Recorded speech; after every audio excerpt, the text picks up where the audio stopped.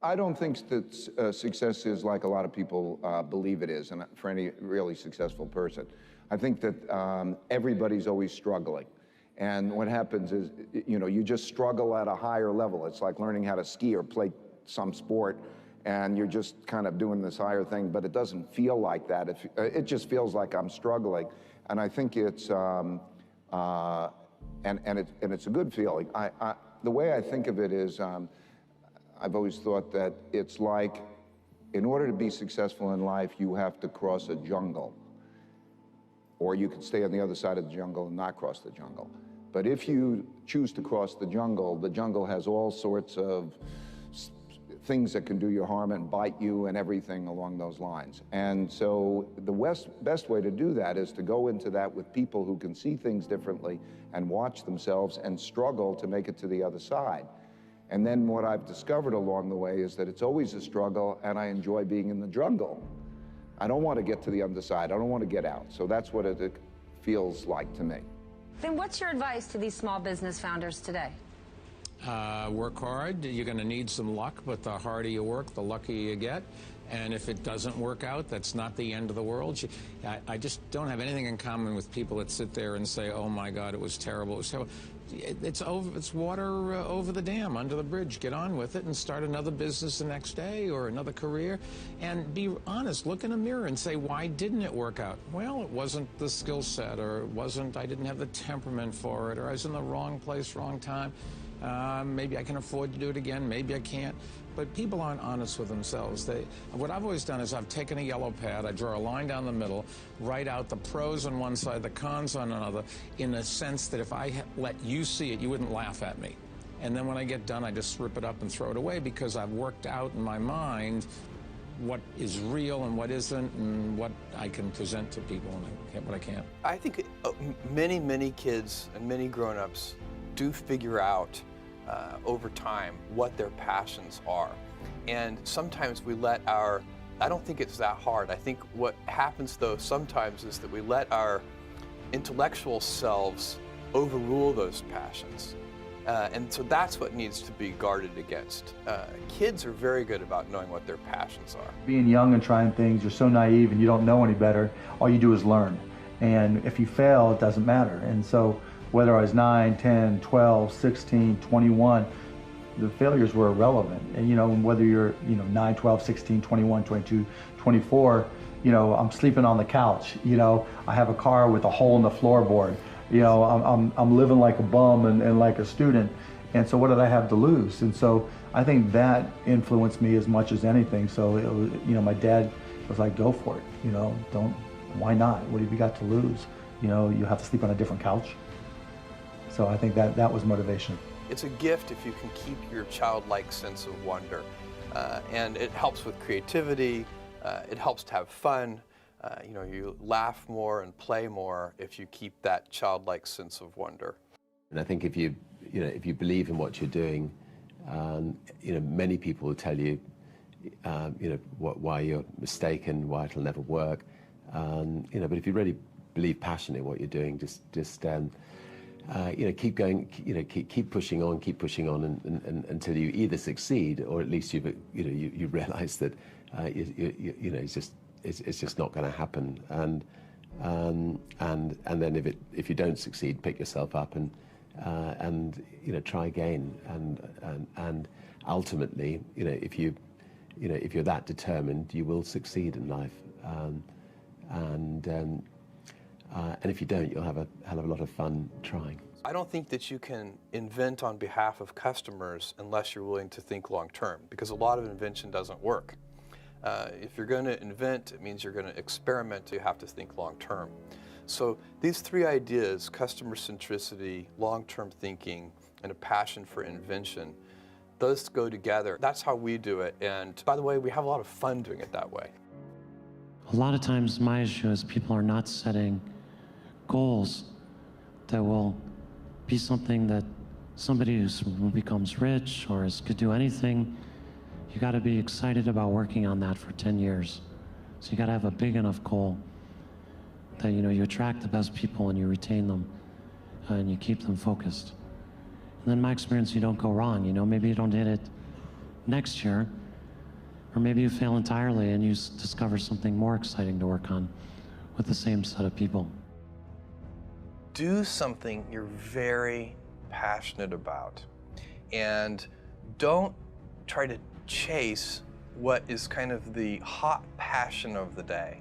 I think we actually saw this, I think you see it all over the place in many different contexts, but I think we saw it in the internet world quite a bit, where, you know, at the sort of peak of the sort of internet, you know, mania in, say, 1999, you found people who were, you know, very passionate about something. They kind of left that job and decided, I'm going to, you know, do something in the internet, because it's, you know, it was almost like the, you know, the 1849 gold rush in a way. I mean, you find that people, if you go back and study the history of the 1849 gold rush, you find that, you know, at that time, everybody who was within shouting distance of California was, you know, they might have been a doctor, but they quit being a doctor and they started panning for gold. And that almost never works. And even if it does work, you know, according to some metric, financial success or whatever it might be, I suspect it leaves you ultimately unsatisfied. So you really need to be very clear with yourself. And I think one of the best ways to do that is this notion of projecting yourself forward to age 80, looking back on your life and trying to make sure you've minimized the number of regrets you have. That works for career decisions. It works for family decisions. You know, do you want? I have a 14-month-old son, and it's very easy for me to, if I think about myself when I'm 80, I know I want to watch that little guy grow up. And so I don't want to be 80 and think, shoot, you know, I missed that whole thing and I don't have the kind of relationship with my son that I wished I had, and so on and so on. So if you think about that, so I guess another thing that I would recommend to people is that they always take a long-term point of view. And I think this is something about which there's a lot of controversy. You know, there's a lot of people, and I'm just not one of them, believe that you should live for the now. I think what you do is you think about the great expanse of time ahead of you and try to make sure that you're planning for that in a way that's going to leave you ultimately satisfied. So this is just this is the way it works for me. And I mean, everybody needs to find that for themselves. So I think there are a lot of paths to satisfaction, and you need to find one that works for you. I remember asking my dad to, I wanted new basketball shoes because I was a basketball junkie back then. He's like, well, your shoes work. If you want a new pair of tennis shoes, you have to go out there and get a job. And I'm like, Dad, I'm 12 years old, and it just so happens he was playing poker with his buddies, and one of his buddies was like, well, I got a job for you. I've got these garbage bags that we distribute. You can sell them door to door. I'm like, okay.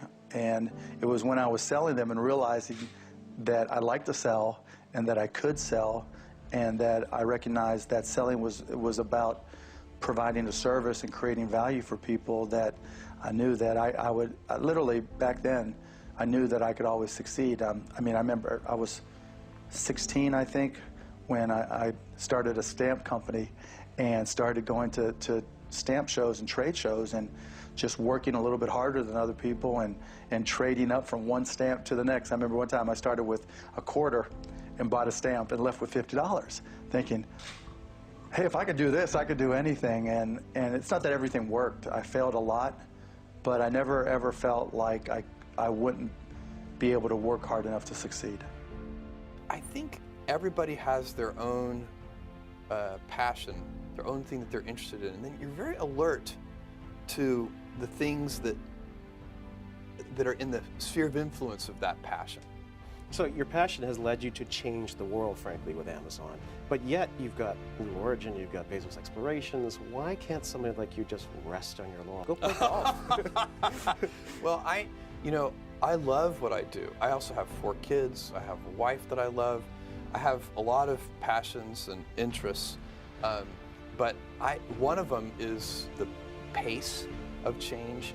I love the fact that I get to work with these big, smart teams. The people I work with are so smart, and they're self-selected for loving to invent on behalf of customers. And so you know, it's not, do I love every moment of every day? No, that's why they call it work. There's, you know, there are things that I don't enjoy, but if I'm really objective about it and I look at it, I'm so lucky to be working alongside all these passionate people, and I love it. How do you remain nimble? Because there is somebody in their dorm room who could eat you up for lunch the next day. You know, my belief on this is, first of all, that's completely correct, and we can never assure anybody that that can't happen. But I think if you have a customer-centric culture, that cures a lot of ills, because we wake up, let's say you're the leader in a particular arena, if you're competitor focused and you're already the leader, then where does your energy come from? Whereas if you're customer focused and you're already the leader, customers are never satisfied. So you always, if you're customer focused, you're always waking up, how can we make that customer say, wow? How can we, you know, our energy, our passion, we want to impress our customers. We want them to say, wow. One does have to be focused on the short term and money coming in when creating a company, because otherwise the company will die. So I think that a lot of times people think like creating a company is going to be fun. I would say it's not. It's really not that fun. I mean, there are periods of fun, and there are periods of where it's just awful. And particularly if you're the CEO of the company, you actually have a distillation of all the worst problems in the company. There's no point in spending your time on things that are going right. So you only spend your time on things that are going wrong. And there are things that are going wrong that other people can't take care of. So you have like the worst. You have a filter for the crappiest problem in the company, the most pernicious and painful problem.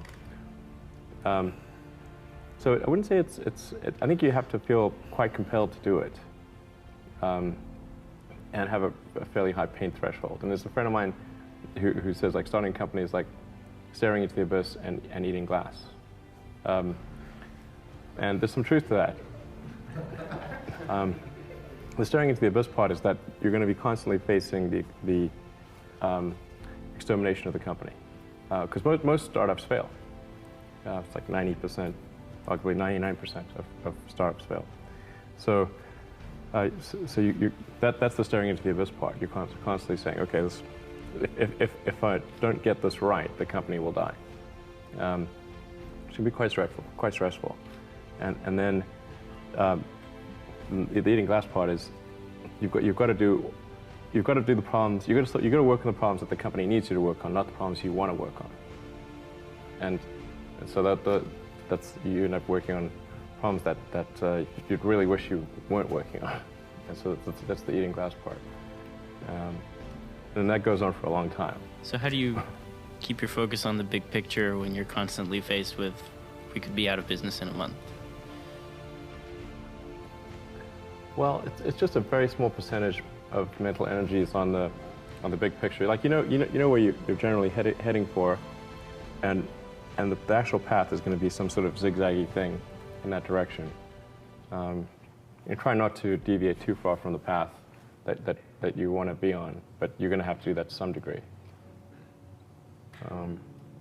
But I don't want to diminish the. I mean, I think the profit motive is a good one if the rules of an industry are properly set up.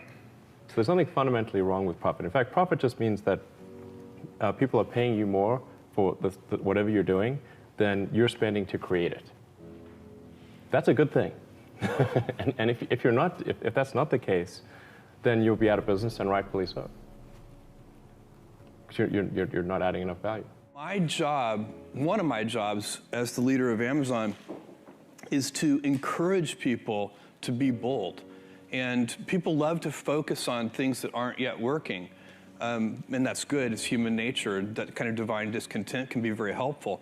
But you really, it's incredibly hard to get people to take bold bets. And you need to encourage that. And if you're going to take bold bets, they're going to be experiments. And if they're experiments, you don't know ahead of time whether they're going to work.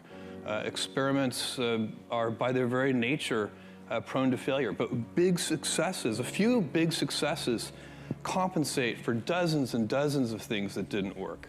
So, you know, bold bets, AWS, Kindle, Amazon Prime, our third-party seller business, all of those things are examples of bold bets that did work, and they pay for a lot of experiments.